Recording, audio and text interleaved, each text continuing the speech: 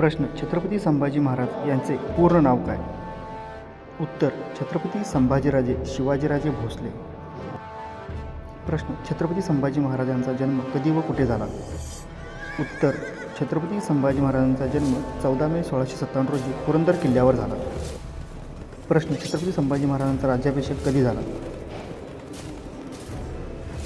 उत्तर. 16 जानेवारी 1681 रोजी महाराजांचा राज्याभिषेक रायगडावर करण्यात आला.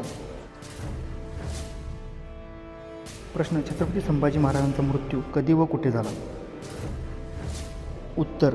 11 मार्च 1689 रोजी या महापुरुषाचा मृत्यू महाराष्ट्रातील तुळापूर येथे झाला.